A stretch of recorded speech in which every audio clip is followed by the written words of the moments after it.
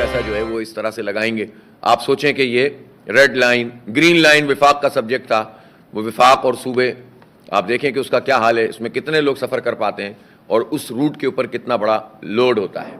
تو بغیر کسی پلاننگ کے بھی اور بغیر کسی اہلیت کے صرف کرپشن اور لوٹ مار کے سوائے انہوں نے پرفارمنس ان کی اس پورے 15 سال میں کیا رہی ہے.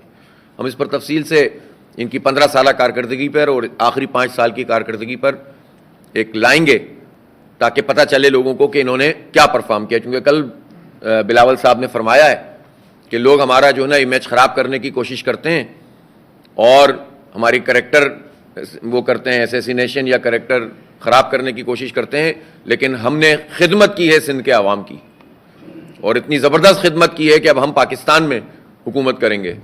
تو یہ سندھ کے عوام کی خدمت تو آپ کشمور سے کراچی تک ان کی نظر آ رہی ہے. جا کر دیکھیں دیہاتوں کا حال, گوٹھوں کا حال, شہروں کا حال. اور یہ کیپٹل ہے جو 98% ریونیو دیتا ہے سندھ کو, اس کیپٹل کا انہوں نے جو حال کیا ہوا. ہسپتالوں کی حالت دیکھ لیجئے آپ. ابھی پچھلے دنوں ہم نے عباسی شہید ہسپتال کا دورہ کیا تھا. آپ جس ہسپتال میں چلے جائیں سوائے وہ وارڈز جو NGOs کے تحت چل رہے ہیں, لوگوں کے چندوں سے چل رہے ہیں یا اس میں کچھ سندھ حکومت تھوڑے سے پیسے دے دیتی ہے, اس کے علاوہ جو سندھ حکومت جس کو چلاتی ہے اس کی حالت دیکھ لیں آپ, جو ظاہر 90% ہے. آپ کو وہاں پر پیناڈول کی گولی نہیں ملتی, وہاں آپ کو سرنج نہیں ملتی, وہاں آپ کو کینولا پہ لگانے والا کینولا تو ملتا ہی نہیں, اس کا ٹیپ نہیں ملتا. سب خریدنا پڑتا ہے لوگوں کو, جبکہ ان سب کے پیسے کھا جاتے ہیں یہ وڈیرے جاگیردار اور یہ سندھ حکومت اور پیپلز پارٹی کے لوگ.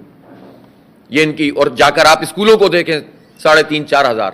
تو جس شعبے میں آپ دیکھیں انہوں نے کرپشن اور لوٹ مار کے سوا نہیں دیا سندھ کے عوام کو کچھ, اور اسپیشلی شہر کراچی کے ساتھ تو انہوں نے دشمنی کی ہے.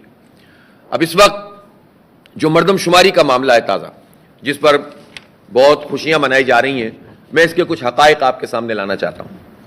2017 میں کراچی کی مردم شماری 1,60,24,000 گنی گئی, اور اس میں کل جو سندھ کی آبادی تھی وہ 4,78,00,000 کے قریب تھی. اس کے نتیجے میں ہوا یہ کہ 33% پورے سندھ کی آبادی کا کراچی کو ملا, جبکہ ایکچولی اس وقت بھی کراچی کی آبادی 3 کروڑ اور اس سے زائد تھی.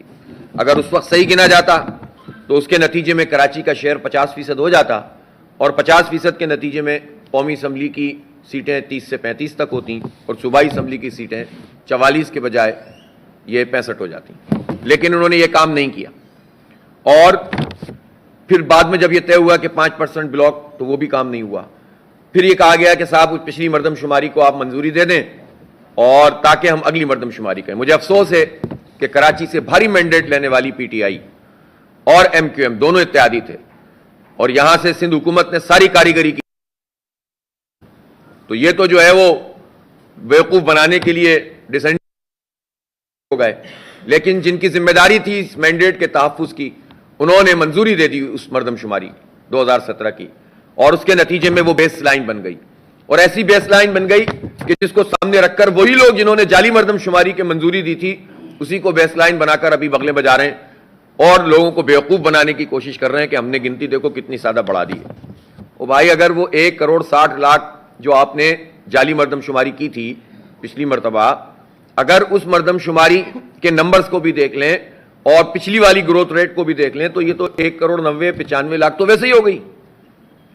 تو ابھی جو 2,03,00,000 کا تحفہ آپ دے رہے ہیں لوگوں کو کہ ہم نے اتنا زبردست کارنامہ انجام دے دیا, تو پھر اس کا کیا مطلب ہے؟ کچھ بھی نہیں کیا. اور کیا امپیکٹ آیا اس کا؟ اب آپ اس وقت یہ دیکھیں کہ اگر 2,03,00,000 کی آبادی کراچی کی ہے اور 5,57,00,000 آپ کر لیں پورے سندھ کی ہے, تو یہ پرسنٹیج 36% بھی نہیں ہے. اس کا مطلب کیا ہوا؟ آپ نے محض 2-3% کا اضافہ ہوا ہے ریشو میں. اس سے محض ایک قومی اسمبلی کی سیٹ کا فرق پڑے گا اگر وہ بھی پڑا, اور 3 سیٹوں کا فرق پڑے گا اور وہ بھی عنایت فرما دی الیکشن کمیشن, جو کہ سندھ کا الیکشن کمیشن تو پورا کا پورا یرغمال ہے پیپلز پارٹی کے ہاتھوں. وہ تو کوئی اور جگاڑ لگا کر یہ 1-2 سیٹیں بھی کم کر دیں گے. تو اس کا مطلب کیا ہوا؟ اس کا مطلب یہ ہوا کہ کوئی جوہری فرق واقع نہیں ہوا. آپ کے